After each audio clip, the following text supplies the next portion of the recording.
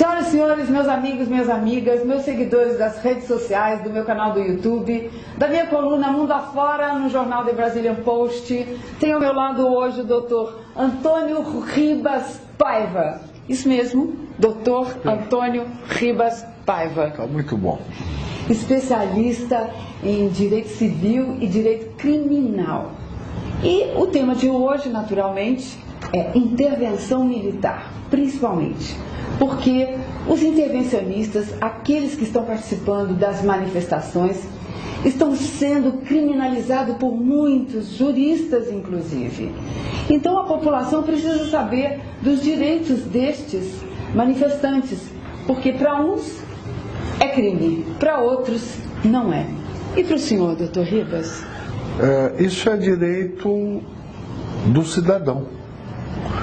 O cidadão pleitear mudanças nas instituições não é crime, é direito natural. Então o senhor considera que as pessoas que estão entrando na justiça, querendo, eles se acham no direito de estar separados dos intervencionistas para não serem confundidos? Não, isso é bobagem, é falta de conhecimento.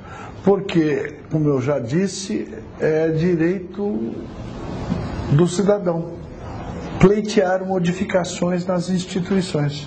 Isso é direito. Um direito não pode ser criminalizado, a não ser no fascismo, né? E eles alegam sempre, as pessoas que não compreendem muito bem o que os intervencionistas querem, né, que é uma intervenção militar, né, constitucional, eles alegam que seria a volta da ditadura, enfim, isso é legal. Deixa eu explicar uma coisa. Não é uma intervenção militar. Por quê? Porque as Forças Armadas são instrumentos da sociedade, assim como as demais instituições.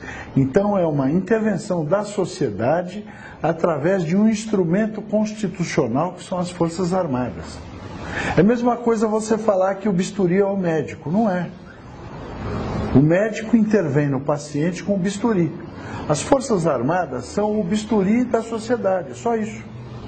O senhor considera essa aversão à palavra intervenção militar devido à desconstrução cultural que foi feita não é. É um equívoco. Depois da anistia, depois que os militares deixaram? Não é isso, eu vou repetir. É um equívoco, porque a intervenção não é militar. É a intervenção da sociedade através do seu instrumento, que são as Forças Armadas. E é um instrumento constitucional. Quem instituiu as Forças Armadas foi a sociedade. Então, numa república, tudo que foi instituído é de propriedade da nação. Então, a nação tem direito de lançar mão de seus instrumentos para aprimorar as suas instituições. Foi isso que aconteceu em 1964, doutor? Olha, a Constituição era outra, não é? Eu não posso afirmar exatamente o que aconteceu em 64. Mas, de toda forma, a sociedade, na época, exerceu o seu direito de poder instituinte, que é o poder de criar, modificar ou revogar instituições. Não é o Congresso o guardião da legalidade. Nem o Executivo, nem o Judiciário. Não, senhora. O poder de modificar as instituições, e é um poder que tem que ser exercido, é um poder individual e coletivo que tem que ser exercido diretamente, não por representação. Pelo simples motivo de que aqueles que estão no poder não querem modificar nada. Inclusive eu assisti uma entrevista do Dr. Romeu Tuma, durante as manifestações, foi gravada uma entrevista dele, que eu assisti hoje. Ele colocou essa questão que o senhor está dizendo aí, que o indivíduo pode eleger seus representantes e que essas manifestações são uma espécie de veículo de pressão sobre os parlamentares eleitos. Mas você não acha que uma vez que a gente elege os parlamentares, a gente acredita nas propostas e na fala dele e depois a gente ainda tem que pressioná-los para mudar alguma coisa? Veja, a questão é a seguinte: a pressão popular é uma forma de manifestação de vontade coletiva. É o que aconteceu. Ela sinaliza, é o farol que conduz o navio. Ela sinaliza o que a sociedade quer. Agora, mantidas as instituições, os membros dos poderes da República têm que atender às necessidades sinalizadas pelas manifestações. Agora, no caso presente, isso é impossível. Por quê?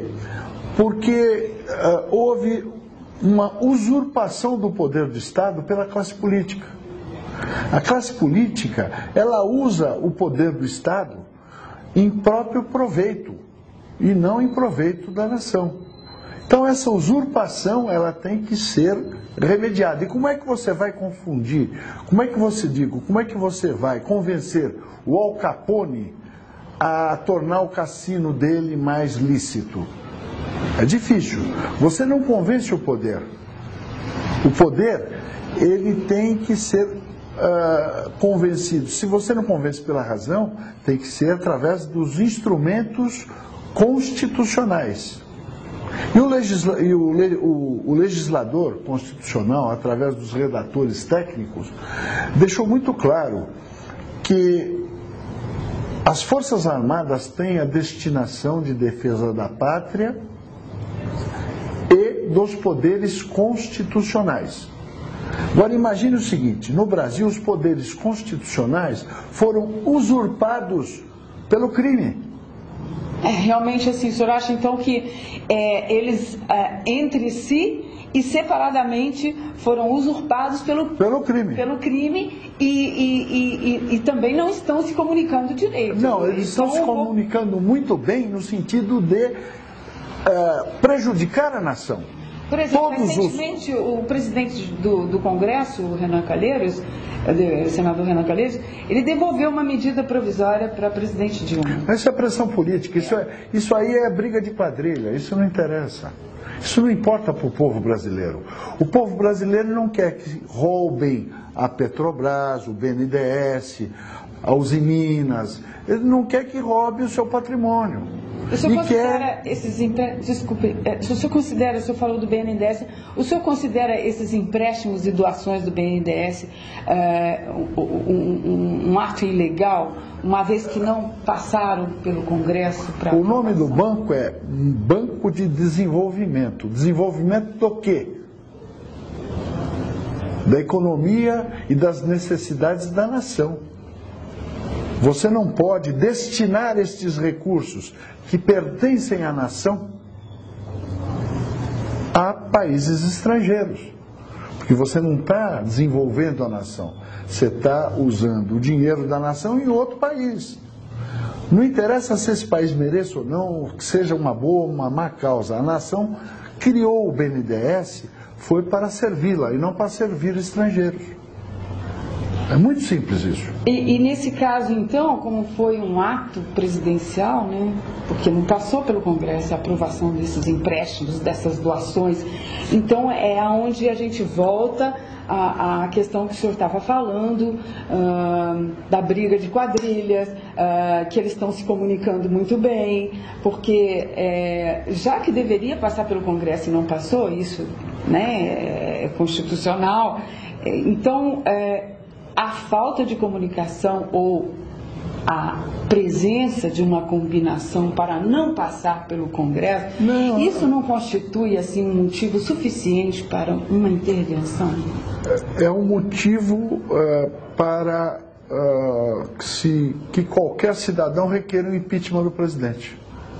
Porque isso aí está elencado, esse assunto está elencado no artigo 85 da Constituição Federal, que trata do ilícito de responsabilidade, do crime de de responsabilidade. Está elencado, é só pegar o artigo 85 e ler. Agora, o que acontece? O legislativo deveria ter a função de fiscalizar os atos do executivo. Nesses 30 anos de nova república, nunca foi feito isso. Por quê? Porque está provado pelo Mensalão e pelo Petrolão que o Legislativo Federal era comprado para não fiscalizar o governo. O Mensalão trouxe a público, é por isso que existe essa instabilidade, esse vácuo político-institucional existe, porque houve descumprimento de todas as leis do país. Esse é o vácuo. E durante o Mensalão, doutor, eu tenho conhecimento, inclusive uma conhecida nossa, a senhora Ana Prudente, ela protocolou o pedido de impeachment do presidente Lula, assim como eu tenho conhecimento de mais 14 pedidos de impeachment do presidente Lula. Sim, mas como é de competência da Câmara Federal, eles nem tomaram conhecimento e arquivaram. Eles têm o poder de arquivar, por isso que o impeachment é uma manobra que não interessa. O impeachment é uma manobra diversionária. Por quê?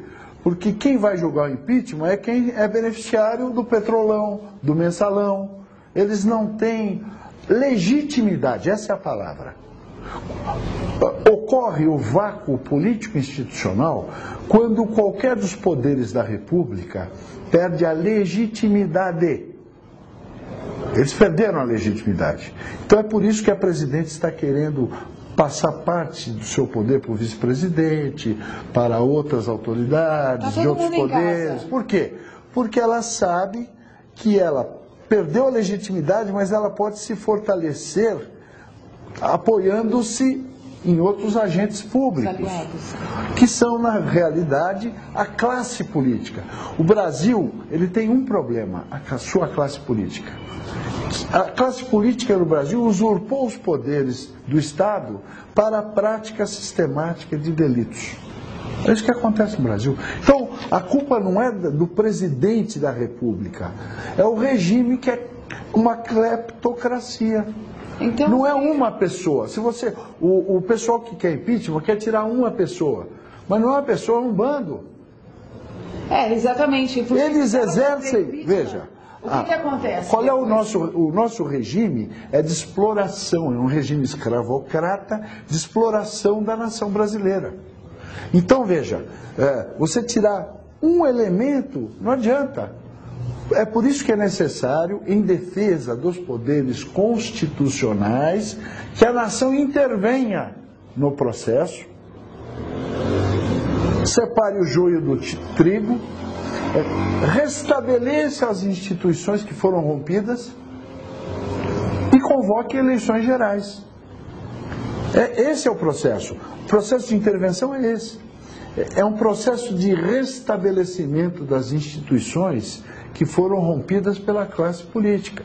Não está se falando em romper as instituições, elas foram rompidas.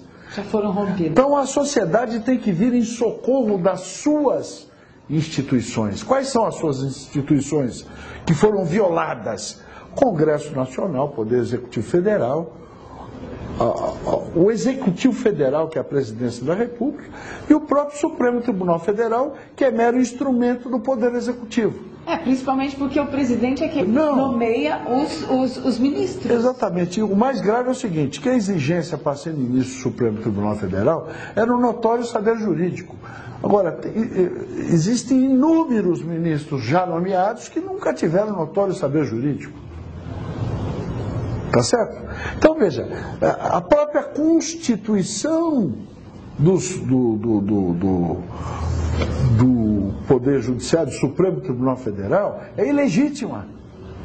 Então, quando o professor Olavo de Carvalho diz que nós temos que esgotar as vias judiciais, é nada, coisa nenhuma, porque é nadar e morrer na praia. Não tem vias judiciais, isso eu já falei. Bom, a intervenção constitucional é a intervenção da nação no seu sistema político institucional, político institucional, através do seu instrumento de poder, que são as Forças Armadas. Vou fazer um paralelo. Uma pessoa assaltada chama a polícia, ela não chama a Cúria Metropolitana e nem o CVV, ela chama a polícia. Qual é a polícia? Qual é a força cívica, institucional, que garante o poder da nação? São suas Forças Armadas, mas elas são instrumentos da sociedade, elas não têm vontade própria. Então a sociedade tem que sair às ruas como tem feito e pedir o que é certo. Intervenção constitucional, que não é das Forças Armadas, repito, é da sociedade através de suas Forças Armadas. Outro jurista aí, doutor, disse que realmente é crime. Que jurista? Chamar as Forças Armadas novamente. Qual jurista? Doutor Miguel Reale Júnior. Exatamente. E não foi o pai dele que ajudou na elaboração do ato institucional número 1? Deixa eu explicar. O Miguel Reale, ele não é imparcial nesse assunto, porque ele integra uma força política, que é o PSDB. Então ele tem interesse no processo. Para o PSDB, qual é o melhor cenário? É o enfraquecimento da presidente e um eventual impeachment. Porque eles querem novas eleições, eles querem um terceiro turno. Então a questão, o Miguel Reale realmente ele não defende a questão do direito, ele defende a questão político-partidária dele, porque ele é do PSDB. Agora, qual é o crime da nação pedir para que seus instrumentos de força, que são as Forças Armadas, que têm essa destinação, intervir no processo? Para quê? Para pôr a casa em ordem e convocar novas eleições. Ninguém quer militarismo. Militarismo é coisa para país africano, que ainda não se desenvolveu, que é um estado tribal, que precisa dessa figura militar. O Brasil não precisa de figura militar no poder. Por quê? Porque o povo a cultura brasileira já ultrapassou esse processo.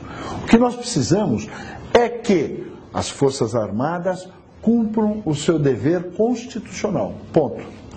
E nesse período de intervenção, antes da convocação das eleições, o senhor fala de arrumar a casa, seria o quê? A auditoria civil? Não, tudo.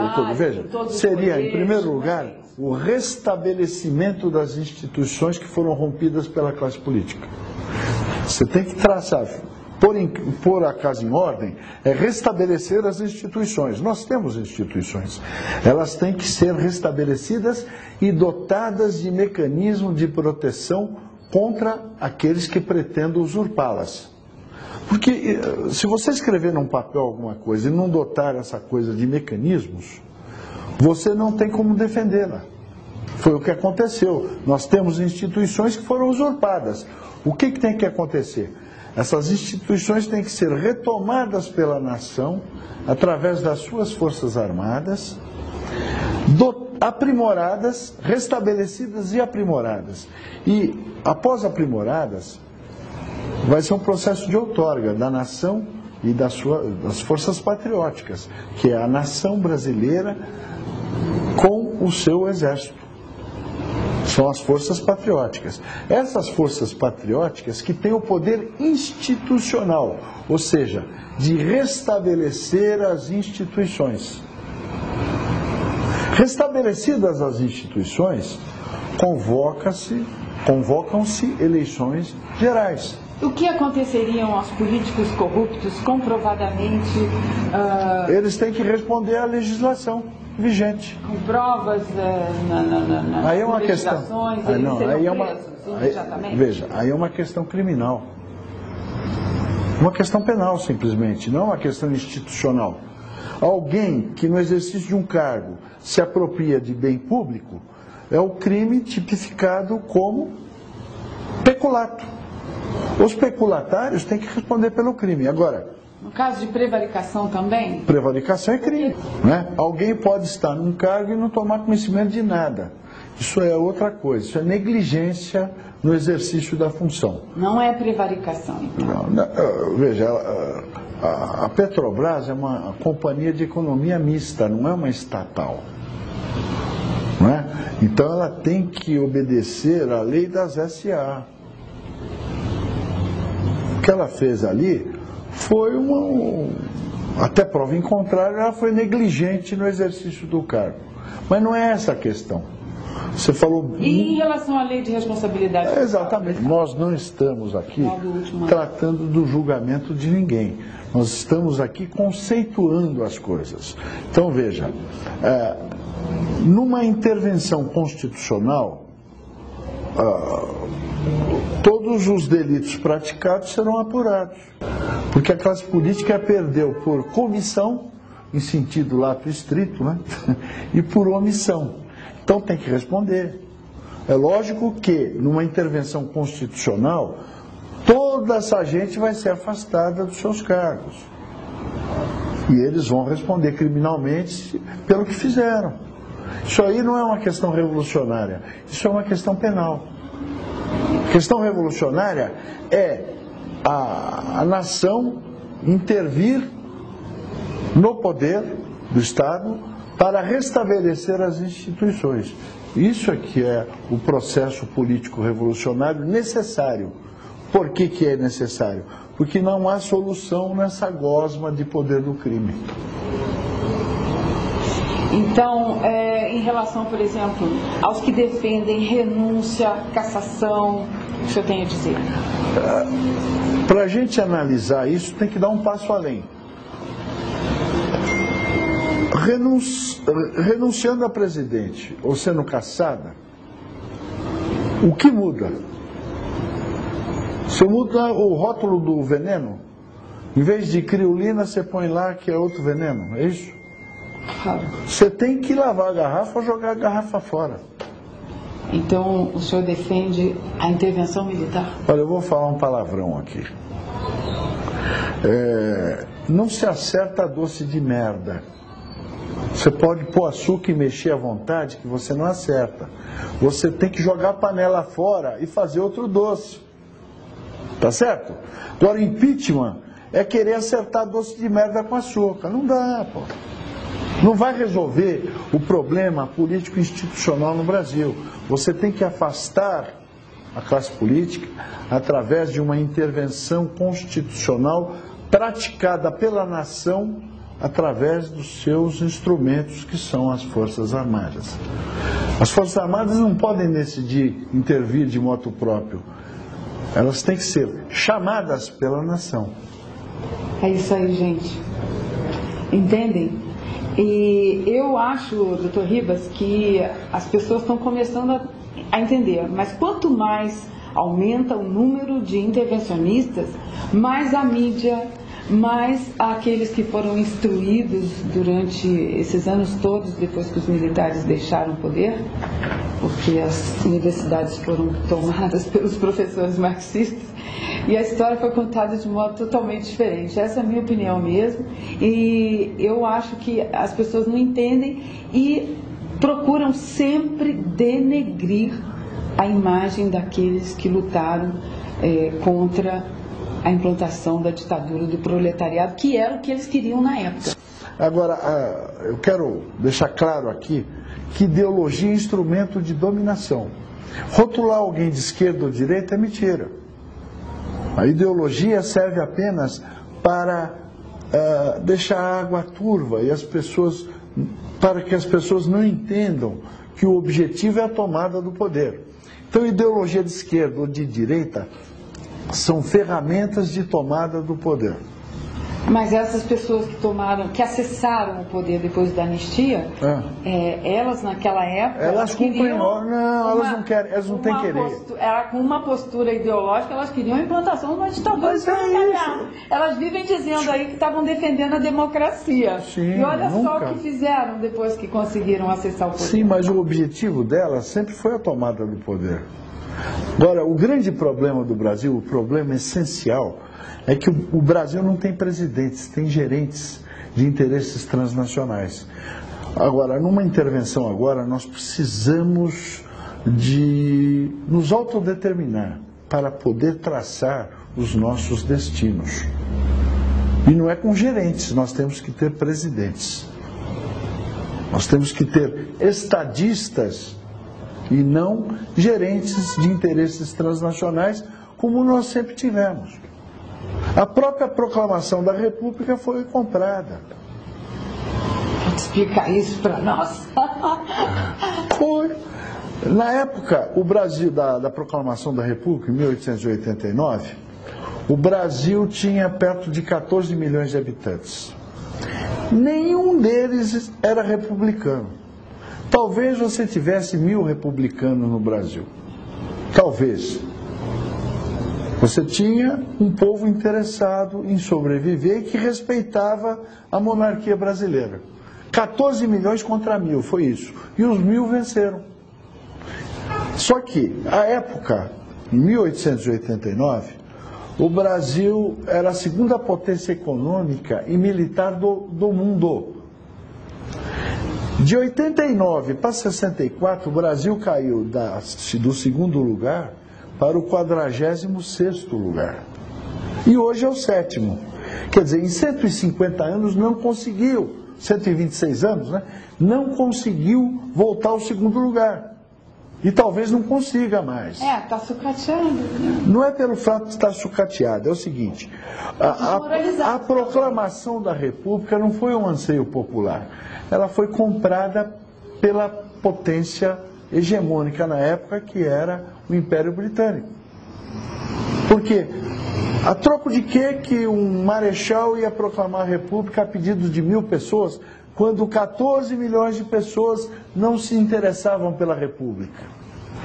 Isso foi o primeiro golpe aplicado contra o Brasil. Não que eu defenda a monarquia, não. Eu defendo a soberania. Na época o Brasil era soberano. Proclamou a República, ele deixou de ser. Porque ele entrou em decadência e não foi repescado em momento algum por nenhuma das repúblicas. Nem pelo Estado Novo, nem pela República Velha, e nem pela Nova República, e nem pela nossa Revolução de 64. Não foi. Continuou em decadência. Ele não foi repescado, não teve autodeterminação. Agora, hoje, se você tivesse 1000 pessoas na Paulista pedindo para que fosse proclamada a República, você acha que você conseguiria? Não. Nós tivemos na Paulista milhões de pessoas, no Brasil milhões de pessoas, pedindo o quê? Não, e essas intervenção constitucional, que é o que eles necessitam. É isso. Mas essas manifestações estão acontecendo, não é agora, recentemente, não. Eu mesma participei de manifestações em 2006, 2007, nós já estávamos na rua pedindo e éramos poucos. Mas agora tem massa crítica. Agora, falando em soberania, doutor Ribas, o que o senhor acha daquelas declarações do ex-presidente Lula, que se for feito o impeachment da presidente, é golpe, e que basta o Stedley aparecer com o seu exército, e depois o ministro venezuelano que vem aqui no Brasil treinar o MST, eu digo isso não é uma provocação contra a nossa soberania? Isso aí são bravatas. Incitação à guerra civil? Não, isso são bravatas de um alcoólatra. Porque não existe força adversa às nossas forças armadas. Ou seja, nenhuma força na América Latina tem exército e organização suficiente para enfrentar o nosso exército. Então são bravatas de alcoólatra. Vou continuar confusa, doutor. Doutor Mundo não é fácil. Eu estou muito feliz de ter vindo aqui, simples. Ter ouvido suas considerações aí, sua palavra, e espero que tenha esclarecido alguma coisa, principalmente aqueles que criminalizam os intervencionistas. Eu tenho muita satisfação de estar com você, de procurar esclarecer os conceitos que levam ao conhecimento da verdade, e sempre que precisar estamos aqui, tá bom? Muito obrigada. Um abraço. E deixar claro uma coisa, que isso que nós conversamos aqui, eu converso com qualquer um em qualquer lugar. Debate público ou não, Tá? Seria interessante. Estou à disposição. Seria interessante Bom, se eu ser chamado para um debate público, né? Estamos à disposição. Aliás, seria muito interessante um debate entre juristas, assim, num momento bem especial. Tá certo. Obrigada. Boa noite. Obrigado.